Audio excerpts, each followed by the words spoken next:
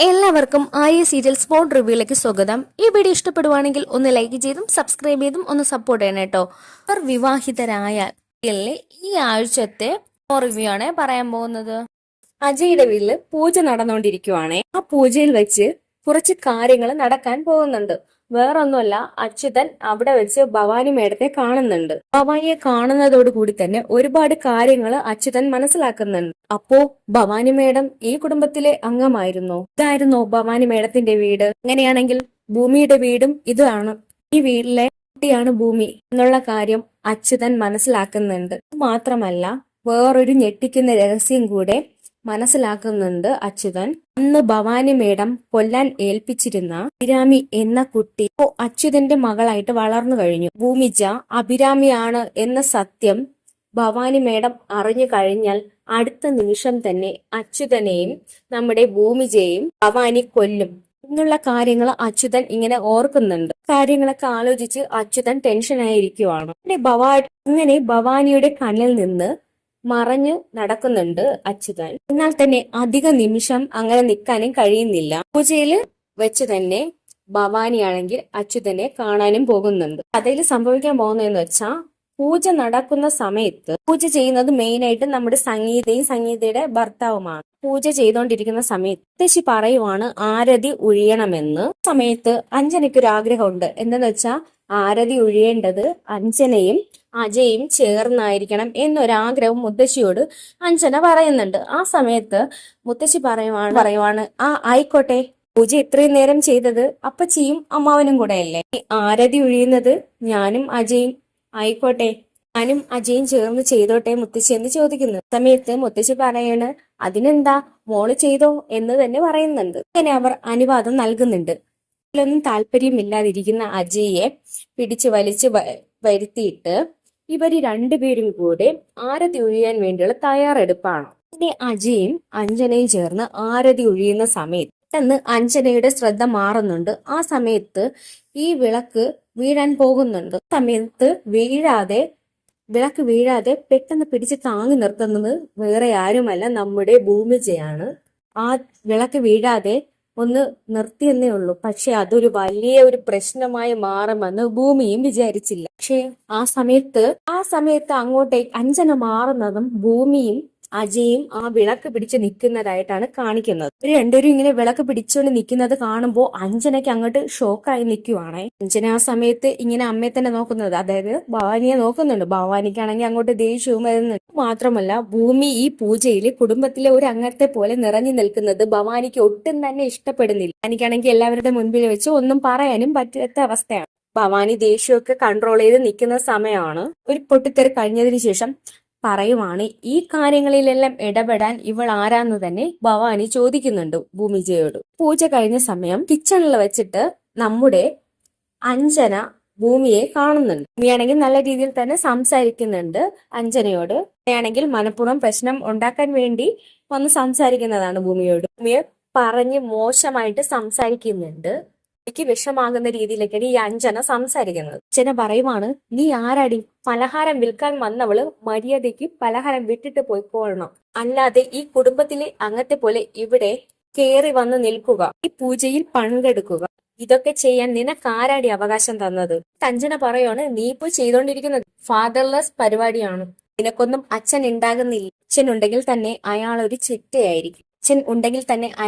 ചെറ്റയായിരിക്കും. എന്നൊക്കെ പറയുന്നുണ്ട്.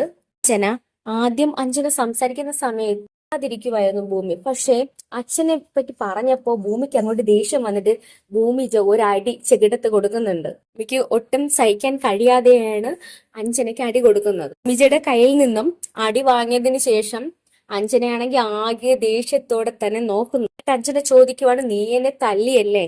സമയത്ത് അജയ് അങ്ങോട്ടേക്ക് എത്തുന്നുണ്ട്. ഭൂമിജ അടിക്കുന്നതും നമ്മുടെ അജയ് കാണുന്നു. എന്നിട്ട് ചോദിക്കുവാണ് അജയ്, അഞ്ജന ഇവിടെ എന്താ പ്രശ്നം? അജയ് നീ കണ്ടോ ഇവൾ എന്നെ തല്ലി? നമ്മുടെ വീട്ടിൽ കയറി വന്നിട്ട് എന്നെ അടിക്കാൻ ഇവൾ ആരാ? അച്ഛൻ ഇങ്ങനെ സംസാരിച്ചുകൊണ്ടിരിക്കുന്ന സമയത്ത് ആണെങ്കിൽ ഈ സമയത്ത് എല്ലാം കണ്ടു കഴിഞ്ഞിരുന്നു. അതുകൊണ്ട് കാര്യം എന്താണെന്നുള്ള ഇത് അജയ്ക്ക് അറിയാം. അഞ്ജനയെ സമാധാനിപ്പിച്ചു. അഞ്ജനയെ പറഞ്ഞു വിടുന്നുണ്ട്, സാരമില്ല പൊയ്ക്കോ എന്നൊക്കെ പറയുന്ന സമയത്ത് അജയ് ഭൂമിയോട് പറയുവാണ് അഞ്ജന പോയതിനു ശേഷം, ഭൂമി ക്ഷമിക്കണം കേട്ടോ, അഞ്ജന അങ്ങനെ തന്നെയാണ്, അവർക്ക് വേണ്ടി ഞാൻ സോറി പറയുന്നു. ഭൂമിക്ക് ആ സമയത്ത് മനസ്സലിയുന്നുണ്ട്. പക്ഷേ അച്ഛനെ പറഞ്ഞത് ഒട്ടും സഹിക്കാൻ കഴിഞ്ഞില്ല. അങ്ങനെ അജയോട് ഭൂമിജ ആ കാര്യം പറയുന്നു. എന്തും ഞാൻ സഹിക്കും സാർ, പക്ഷേ എന്റെ അച്ഛനെ പറഞ്ഞത് അതെന്തോ എനിക്ക് സഹിക്കാൻ കഴിഞ്ഞില്ല, എന്റെ കയ്യിൽ നിന്ന് പോയി, അതുകൊണ്ടാണ് ഞാൻ തല്ലിയത്, എന്നോട് ക്ഷമിക്കണം എന്ന് നമ്മുടെ ഭൂമി പറയുന്നുണ്ട്. ആ സമയത്ത് അജയ് പറയാണ്, ഭൂമി അങ്ങനെയൊന്നും ക്ഷമ ചോദിക്കണ്ട എന്ന് പറയുക. പ്രശ്നം അങ്ങനെ പരിഹരിക്കുന്നുണ്ട് അജയ്. അച്ഛനാണെങ്കിൽ ഈ അജയ് അവൾ ആശ്വസിപ്പിക്കുന്നതെല്ലാം അപ്പുറത്ത് നിന്ന് കാണുന്നുണ്ട്. അപ്പൊ അതൊട്ടും തന്നെ സഹിക്കാൻ കഴിഞ്ഞില്ല അഞ്ജനയ്ക്ക്. എന്നിട്ട് നേരെ അഞ്ജന പോകുന്നത് ഭവാനിയുടെ അടുത്തേക്കാണ്. ഭവാനിയോട് പറയുവാണ്, ആ പലഹാരം വിൽക്കാൻ വന്നവള് എന്നെ അടിച്ചു. ഭവാനിയാണെങ്കിൽ അത്ര ദേഷ്യത്തോടു കൂടെ തന്നെ ചോദിക്കുവാണ്. ഭവാനി അത്രയും സമയം അടക്കി വെച്ചിരുന്ന ദേഷ്യം ആ സമയത്ത് ഏൽപ്പിക്കുന്നുണ്ട്. നീ ഇവിടെ വരാൻ പോലും പാടില്ലായിരുന്നു എന്ന് ഭൂമിജിയോട് പറയുന്നു ഭവാനി. നീ ഇവിടെ വരുന്നതേ എല്ലാവർക്കും ആക്ഷേപമാണ്, നിന്റെ അടുത്ത് ആരാ ഇവിടെ വരാൻ പറഞ്ഞത്, ഒരുപാട് ഹേർട്ട് ആവുന്ന രീതിയിലൊക്കെ സംസാരിക്കുന്നുണ്ട് ഭൂമിജയോട്. ആ സമയത്ത് മുത്തശ്ശി ഇടപെടുന്നുണ്ട്. ഈ ഇതിനെക്കുറിച്ച് ആരും ഒന്നും പറയരുത്, കഴിഞ്ഞ കാര്യം അങ്ങ് കഴിഞ്ഞിട്ട് ഭൂമിയോട് പൊയ്ക്കോളൂ എന്ന് പറയുന്നുണ്ട് മുത്തശ്ശി. ഭൂമിജ കരഞ്ഞുകൊണ്ട് ഇറങ്ങി പോകുന്നതൊക്കെ അജയ്ക്ക് വല്ലാണ്ട് വിഷമം തോന്നുന്നുണ്ട്. മാത്രമല്ല സത്യദാസിനും ഭയങ്കരമായിട്ട് വിഷമം തോന്നുന്നുണ്ട്. ഇതിനിടയ്ക്ക് തന്നെ നമ്മുടെ അച്യുതനെ ഭവാനി അവിടെ വെച്ച് കാണുന്നുണ്ട്. അവന് പെട്ടെന്ന് നോക്കുമ്പോ അച്യുതൻ അങ്ങനെ നിൽക്കുവാണ് അവിടെ. ഇയാള് അച്യുതനാണല്ലോ, ഇയാളെ അന്വേഷിക്കാനല്ലേ ഞാൻ ആളെ വിട്ടേക്കുന്നത്, പക്ഷെ ഇയാളിപ്പോ എന്റെ വീട്ടിൽ വന്നു. ഇപ്പോ അയാൾ എന്നെ കാണാൻ വന്നതായിരിക്കുമോ, അയാൾക്ക് എന്താ ഇവിടെ കാര്യം, അങ്ങനെ ഓരോ കാര്യങ്ങളായിട്ട് ഈ ഭവാനി ആലോചിക്കുന്നുണ്ട്. എന്നിട്ട് ഭവാനി അച്യുതനെ വിളിക്കുന്നുണ്ട്. അച്യുതനാണെങ്കിൽ കാണാത്ത രീതിയിൽ അങ്ങോട്ട് പോകുന്നുണ്ട്. ഭവാനി അച്യുതന്റെ പുറകെ പോകുമ്പോഴത്തേക്കും അച്യുതനാണെങ്കിൽ അങ്ങ് ഓടി മറയുന്നുണ്ട് ഭവാനിയുടെ കണ്ണിൽ പെടാതെ. ശേഷം കാണിക്കുന്നതെന്ന് വെച്ചാൽ ഭവാനി എത്ര തിരക്കിയിട്ടും അവിടെയൊന്നും നമ്മുടെ അച്യുതനെ കാണാൻ കഴിയുന്നില്ല. കാണിക്കുന്നതെന്ന് വെച്ചാൽ ഈ പൂജയെല്ലാം കഴിഞ്ഞിട്ട് വീട്ടിലേക്ക് പോകുന്ന ഭൂമിജ ഇതിലിരുന്ന് ഒരുപാട് കരയുന്നുണ്ട്. ഈ പൂജയെല്ലാം കഴിഞ്ഞതിന് ശേഷം നമ്മുടെ അഞ്ജന മുറിയിലിരുന്ന് മദ്യപിച്ചുകൊണ്ടിരിക്കുവാണ്. ആനി ആ സമയത്ത് ചോദിക്കുവാണ് അഞ്ജനോട്, എടി നീ ഇത് എന്ത് ഭാവിച്ച ഇങ്ങനെയൊക്കെ ചെയ്യുന്നേ, ഇതെന്താ കാണിച്ചുകൊണ്ടിരിക്കുന്നത്, ഈ വീട്ടിൽ വെച്ച് ഇങ്ങനെയൊന്നും ചെയ്യാൻ പാടില്ല. മുത്തശ്ശി ഇത് വല്ലതും അറിഞ്ഞാൽ നമ്മൾ രണ്ടുപേരെയും ഇപ്പോ തന്നെ ഇവിടെ നിന്ന് പുറത്താക്കും. നിന്നെ ഞാൻ എന്തിനാ ഇങ്ങോട്ടേക്ക് വിളിച്ചു വരുത്തി, നിനക്ക് വല്ലതും ബോധമുണ്ടോ?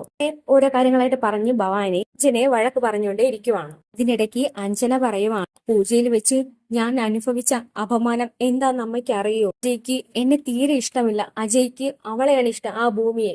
സമയത്ത് ഭവാനി ചോദിക്കുവാണ്, ആരെ, ഭൂമിയെയോ? സമയത്ത് അഞ്ജന പറയുവാണ്, അതെ, അവര് തമ്മിൽ ഇഷ്ടത്തിലാണ്, എല്ലാം അറിഞ്ഞു, അവര് തമ്മിൽ ഇഷ്ടത്തിലാണ്. ഇത് കേൾക്കുമ്പോ തന്നെ ഭവാനി അങ്ങ് ഞെട്ടി നിൽക്കുവാണ്.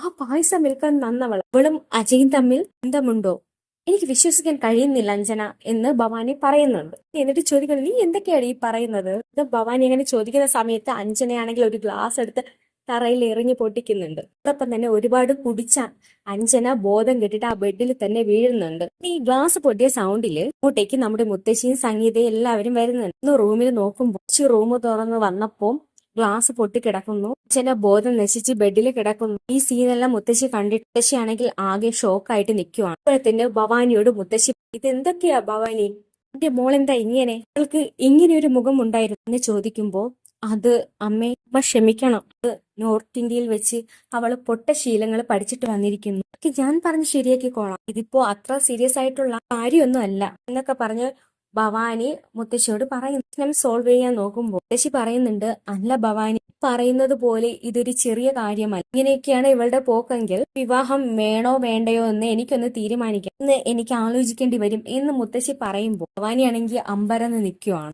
സമയത്ത് ഭവാനി പറയണം, അമ്മ അങ്ങനെയൊന്നും പറയരുത്, എനിക്ക് ഞാൻ മാനേജ് ചെയ്തോളാം. ഭവാനി എന്തൊക്കെയോ പറഞ്ഞ് മാനേജ് ചെയ്യുന്നുണ്ട്. ശേഷം പിറ്റേന്ന് രാവിലെ അഞ്ജനയ്ക്ക് ബോധമൊക്കെ വന്നതിന് ശേഷം ഭവാനി അഞ്ജനയോട് പറയുവാണ്, നിന്റെ ഈ വിവാഹം കൊണ്ട് എല്ലാം നമുക്ക് നേടിയെടുക്കാം എന്നാണ് ഞാൻ വിചാരിച്ചിരുന്നത്, അപ്പോഴാണ് നീ തന്നെ ഇതെല്ലാം നശിപ്പിച്ചു വരുന്നത്. നീ ഇന്നലെ ചെയ്ത തെറ്റുണ്ടല്ലോ, അത് നീ തന്നെ തിരുത്തണം. ഇന്നലെ നീ വലിയ സീന ഉണ്ടാക്കി, അത് ഓർമ്മയുണ്ടോ എന്നൊക്കെ ചോദിക്കുന്നുണ്ട് ഭവാനി. നീ ഇന്നലെ ചെയ്ത തെറ്റുണ്ടല്ലോ, അത് നീ തന്നെ തിരുത്തണം. നീ വലിയൊരു സീന എവിടെ ഉണ്ടാക്കിയത്, അത് വല്ലതും ഓർമ്മയുണ്ടോ? ഭവാനി അങ്ങനെ ചോദിക്കുമ്പോ അഞ്ജന പറയണോ, അയ്യോ സോറി അമ്മ, ഞാൻ ഇന്നലത്തെ ദേഷ്യത്തില് എന്തൊക്കെയോ കാണിച്ചു പോയി, അയ്യോ മുത്തശ്ശി എന്നെ തെറ്റിദ്ധരിച്ചു കാണും, നമ്മുടെ പ്ലാൻ ഒന്നും നടക്കാതെ വരുമോ എന്നൊക്കെ പറഞ്ഞ് പേടിച്ചിരിക്കുവാണ്. ചോദിക്കുന്നുണ്ട് ഭവാനിയോട്. പറയണ, നീ ഇച്ചിരി ചെയ്ത തെറ്റ് തിരുത്താൻ വേണ്ടി ഭവാനി ഒരു പ്ലാൻ ചെയ്യുന്നത്. ഭവാനി പറഞ്ഞു കൊടുത്ത പ്ലാൻ അനുസരിച്ച് അഞ്ജന രാവിലെ തന്നെ അമ്പലത്തിലേക്ക് പോകുന്നുണ്ട്. അമ്പലത്തിൽ പോയിട്ട് കർപ്പൂരം കയ്യിൽ കത്തിച്ച് പിടിച്ചിട്ടുണ്ട്.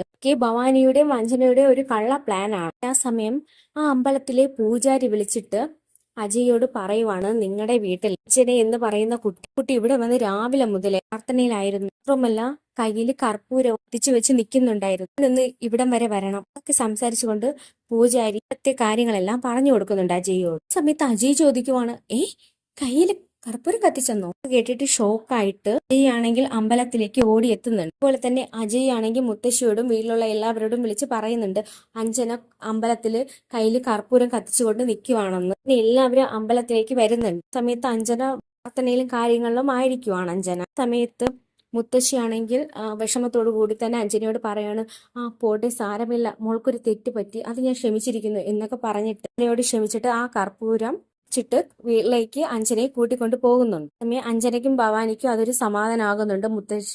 മുത്തശ്ശി ക്ഷമിച്ചല്ലോ എന്നോർത്ത് അഞ്ജനയെ വീട്ടിൽ കൂട്ടിക്കൊണ്ട് വന്നതിന് ശേഷം മുത്തശ്ശി ക്ഷമിച്ചു എന്ന് തന്നെ പറയുന്നു. അതോടുകൂടി തന്നെ ഭവാനിക്കും അഞ്ജനയ്ക്കും അത് വലിയൊരു സമാധാനം തന്നെയാകുന്നു.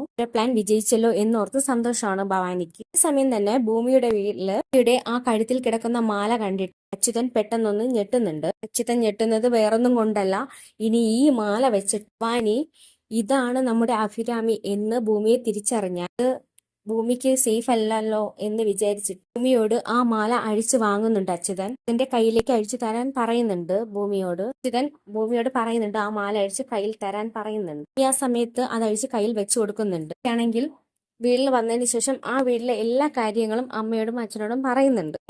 അവരോടെല്ലാവരോടും അച്യുതനോടും അംബികയോടും അവിടുത്തെ വിശേഷങ്ങളെല്ലാം പറയുന്നുണ്ട് ഭൂമിച്ച.